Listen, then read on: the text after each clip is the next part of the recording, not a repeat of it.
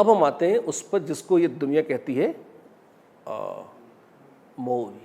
ये क्या बोला है? मोल एक संख्या है। क्या क्या क्या क्या क्या बोला, क्या बोला? जैसे एक दर्जन है, एक दर्जन कितना होता है? 12। या लोग कहते हैं सैकड़ा, सैकड़ा इज 100 या सेंचुरी या सेंटेनरी, कुछ भी है ना। मोल क्या है? It is just a huge large number, जिसको शॉर्टकट में हम बोल देते हैं मोल। आप देखिए हमने क्या लिखा है, 1 मोल और Avogadro's number is defined as, पढ़िए क्या है?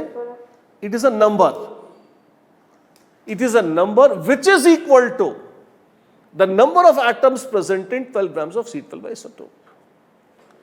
अगर आपको थोड़ा अजीब लग रहा है तो जैसे एक तो डजन, हम डजन को 12 डिफाइन करते हैं। मान लीजिए हम थोड़ा स्टाइल में करें, हम कहें how much is 1 dozen? 1 dozen is a number and it is equal to half the number of hours in a day. मालूम है, ऐसे डिफाइन करूं तो हाउ मेनी आवर्स आप दे रहे हैं डे? 24 घंटे। आधा कितना होगा? 12। तो एक दर्जन कितना हो गया? 12। लेकिन number of hours in a day, अब मैं एक दर्जन मान लो केले लेने जाऊंगा तो एक दर्जन केले, इसमें दिन के घंटे गिनने का कोई सेंस नहीं है, खाली नंबर है वो। तो जैसे मैंने एक बार कार्बन एटम्स को यूज करके डिफाइन कर लिया, नाप लिया, विच इज फाइन। एक मोल कुछ भी हो सकता है। एक मोल घर हो सकते हैं, एक मोल गधे हो सकते हैं, एक मोल पार्टिकल्स हो सकते हैं, सैंड हो सकती है, एक मोल प्लैनेट्स हो सकते हैं, पर मोल क्या बहुत बड़ी संख्या है। एक मेरे मित्र हैं, यूएस में थे और वो उस समय टीचिंग असिस्टेंट थे। टीचिंग असिस्टेंट मतलब किसी प्रोफेसर के अंडर में वो मतलब पढ़ा रहे थे, तो बच्चों को वो समझाना होता था। तो कहीं उन्हें मोल समझाना था किसी फर्स्ट ईयर स्टूडेंट्स को। अच्छा, फिरंगी क्या, फिरंगी बच्चे काफ़ी मूर्ख होते हैं, तो उनको ज़्यादा कुछ, उनकी घंटी बजती नहीं जल्दी, है ना। तो जैसे उनको बता दिया कि 22.4 लीटर, तो उनका सिस्टम क्रैश हो जाता है। कितना क्या, जैसे आपने बताया 1 मीटर, तो 1 मीटर ले जाओ, उनको दिखाओ अच्छा इतना होता है 1 मीटर, फिर खूब नपाओ, तो 1-1.5 घंटे तक नाप नूप के सब वो तय करते हैं कि कौन सी कितनी है। वो एक अलग चीज़ है ना। मतलब मैं ये नहीं कहता कि बहुत गलत काम है, करना चाहिए, अच्छी बात है, फील होनी चाहिए, लेकिन मतलब नॉर्मली हमारे बच्चे जल्दी समझ जाते हैं, उनको थोड़ा सा देर लगती है समझने में।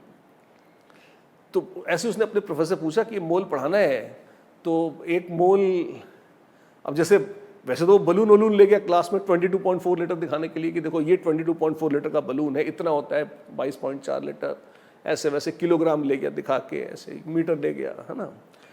मोल कैसे समझाएं? तो उसने प्रोफेसर से कहा एक काम करते हैं, 1 मोल सैंड खरीद लें क्या? 1 मोल सैंड ले के दिखा देंगे, छोटे छोटे पार्टिकल होते हैं सैंड के।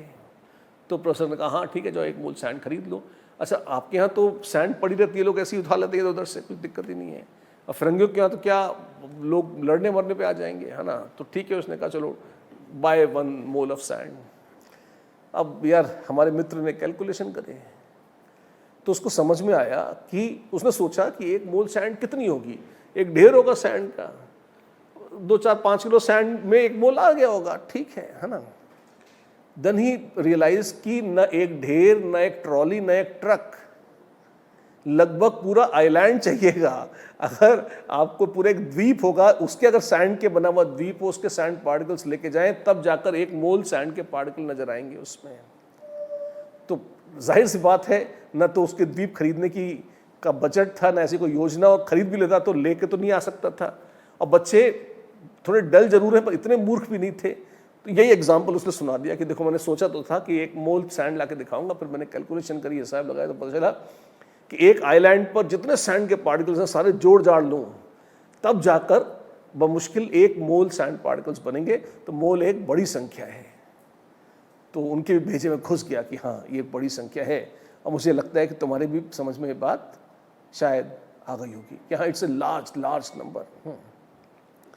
तो अगर 1 मोल इंसान, ऐसी किसने मुझे मैंने कैलकुलेशन वेरीफाई नहीं करी है पर कहीं सुना था मैंने कि अगर 1 मोल इंसान हो और धरती पर एक के ऊपर एक के कंधे पे दूसरा बैठ जाए ऐसे और जीवित बच जाएं और यहाँ से चंद्रमा तक जाएं, तो 1 मोल इंसान चंद्रमा तक जाकर आ जाए, ऐसे ऐसे 3 सीढ़ियाँ आपको चांद तक बन जाएंगी, तब मुश्किल जाके 1 मोल इंसान खपेंगे, है ना। तो ये कितना सच है कितना झूठ तो कैलकुलेशन करके आपसे मैं करा लूँगा, एज अ क्वेश्चन देख लेंगे अपन। लेकिन मुद्दे की बात है, it's a large number, it's a huge number. तो यूजुअली इंसानों को, जानवरों को, अमीबाओं को भी, ऐसे से जितने भी ह्यूमन इंसान हैं, मतलब इंसान या ह्यूमन लोग करीब 8 बिलियन के आसपास वर्ल्ड की पॉपुलेशन है। अगर आप, अच्छा आपको पता है कि इंसानों में सेल नाम की एक चीज़ होती है, बहुत छोटे छोटे सेल होते हैं, है ना। अगर एक इंसान में देखें तो लाखों करोड़ों अरबों सेल्स होते हैं, सुना होगा आपने बायोलॉजी में। अगर सारे दुनिया के सारे इंसानों के total number of human cells को गिन लिया जाए तो वो मुश्किल से अ लिटिल लेस देन 1 मोल आते हैं। तो सारे इंसान कम नहीं, अच्छा मात्रा में दुनिया में, है ना। सारे इंसानों के सारे सेल जोड़ ले तब जाकर बमुश्किल 1 मोल ह्यूमन सेल भी नहीं होंगे धरती पर। मोल एक ठीक ठाक अच्छी लंबी चौड़ी मोटी ताजी संख्या है। I think we have driven that point home. अच्छा, नंबर, जैसे मान लो मैंने कहा कि 12 गधे पाकिस्तान गए, जो भी है, या पाकिस्तान में, तो पाकिस्तान गधों का सपोर्ट भी करता है, एक्सपोर्ट भी करता है ना। तो उनके मेजर एक्सपोर्ट आइटम में गधे हैं, जो कि वो चाइनीज़ लोगों को बेचते हैं और चाइनीज़ उन्हें मार के खा जाते हैं। तो मतलब ये तो खैर अब इसमें नो पन्स इंटेंडेड, नथिंग, है ना। लेकिन तो मान लीजिए पाकिस्तानियों ने 12 गधे एक्सपोर्ट करे, तो कितने डजन्स गधे एक्सपोर्ट करे? 1 दर्जन। और कैसे पता लगा, समझ में नहीं आ रहा, हमारे इतने टफ क्वेश्चन ना करा करो, दिमाग खराब हो जाता हमारा। नहीं, ये कैलकुलेट कैसे किया? 12 गधे 1 दर्जन कैसे हो गए? कि नंबर ऑफ गधे, I mean number of items या एंटिटीज। एंटिटी क्या होती है? कोई चीज, entity divided by 12 is equal to number of dozens. क्या बड़ी बात बोल दी मैंने? मान लो मेरे पास 24 कुर्सियां हैं, तो कितने दर्जन कुर्सियां हैं? 2 दर्जन। कैसे? जो भी संख्या है उसको 12 से डिवाइड कर दूं तो नंबर ऑफ डजन्स आ जाते हैं। क्यों? Because 12 is the number per dozen. 1 दर्जन में 12 आइटम होते हैं, जो भी हो, है ना।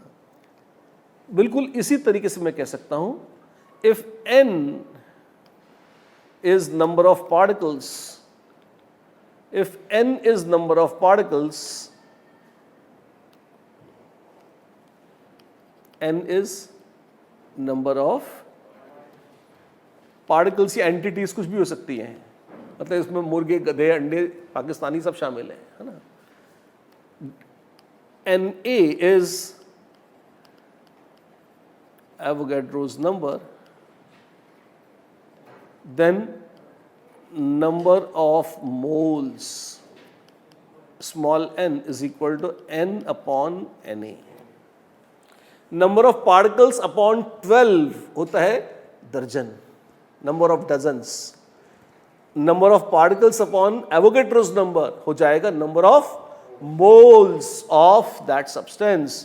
ये मोल्स एटम्स के भी हो सकते हैं, मॉलिक्यूल्स के भी, आयंस के भी, सेल्स के भी, इंसानों के भी, अगर इतने इंसान हो पाए तो, and so on and so fourth.